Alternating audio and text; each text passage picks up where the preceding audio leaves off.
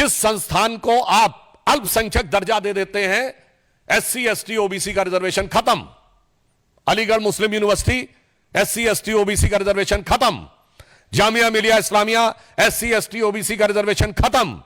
कश्मीर को धारा 370 से पहले के दौर में, यानी जब धारा 370 लागू थी, तो आपने कहा यह मुस्लिम मेजॉरिटी स्टेट है, एससी एसटी ओबीसी का रिजर्वेशन खत्म।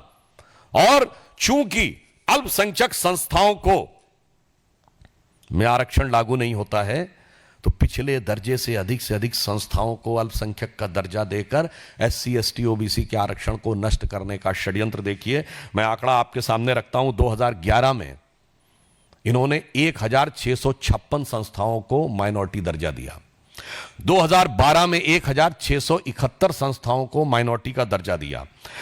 2014 में, आधे में तो हमारी सरकार आ गई थी, तब तक 1516 संस्थानों को माइनॉरिटी का दर्जा दे दिया।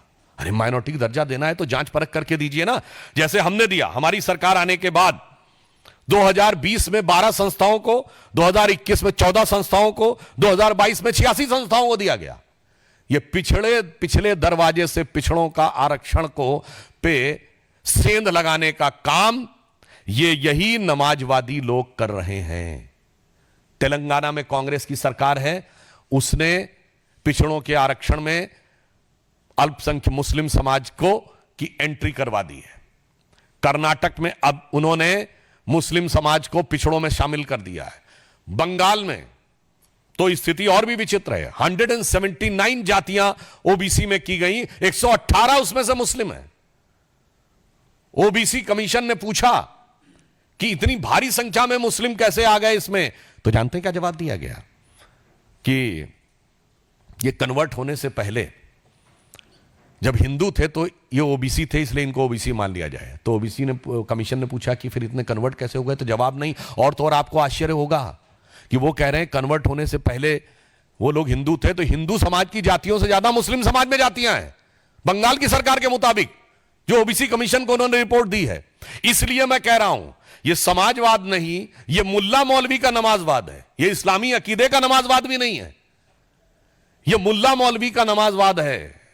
इसलिए यह पिछड़े, दलित और ओबीसी के आरक्षण को जिस ढंग से नष्ट करने का प्रयास कर रहे हैं, जिस ढंग से उस पे पिछले दरवाजे से सेंध मारने का काम कर रहे हैं, श्री नरेंद्र मोदी जी के नेतृत्व में भारतीय जनता पार्टी और एनडीए की सरकार इसे कदापि नहीं होने देगी। वक्फ बोर्ड के बारे में मैं पूछना चाहता हूं, अगर आपके दिल में इतना दर्द है, तेजस्वी यादव जी, आप जवाब दीजिए कि पटना में वक्फ को लेकर लालू प्रसाद यादव जी का संसद में 2010 का दिया गया बयान है कि बहुत गड़बड़ हो गया है, सब जमीन कब्जा कर ली गई है।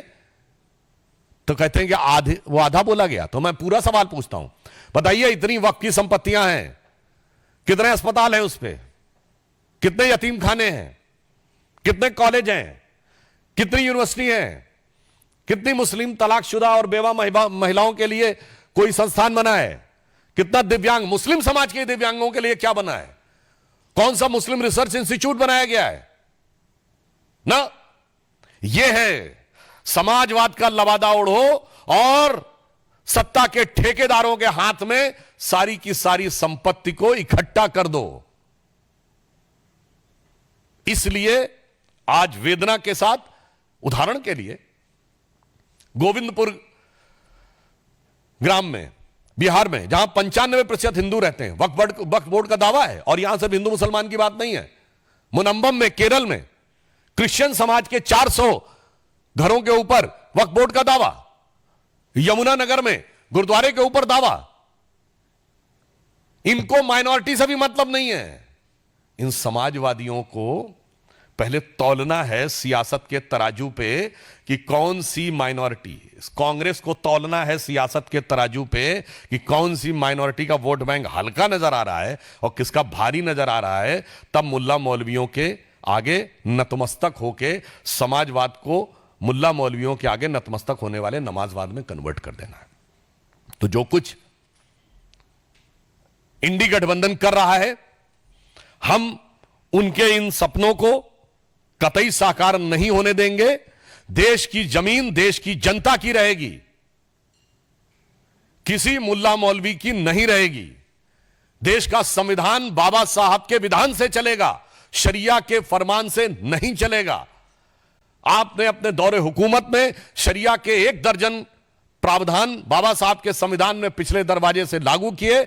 आप इस संविधान को शरिया स्क्रिप्ट बनाना चाहते हैं, हम नहीं होने देंगे। और अंत में मैं कहना चाहूंगा, अपराधीकरण की प्रतीक राजद, भ्रष्टाचार की प्रतीक कांग्रेस, दोनों मिलकर और दोनों के युवा नेता, एक अधेड़ उम्र का युवा नेता, एक देखिए कितना शिक्षित युवा नेता जिसको क्या कुछ पता है, और ये कह रहे हैं कि भगवान बुद्ध की धरती, नालंदा की धरती का कायाकल्प ये करेंगे। पहले तो मैं इनसे कहना चाहूंगा, वक्त पे कुछ जानकारी लेनी है तो आरिफ मोहम्मद खान साहब राज्यपाल हैं, जाके थोड़ा पढ़िए समझिए तो आपको समझ में आएगा कि इस्लामी अकीदे में, इस्लामी इल्म में वक्फ का क्या महत्व है। मगर क्या बताएं, पढ़ने के लिए भी, सुनने के लिए भी, समझने के लिए बुद्धि होनी चाहिए।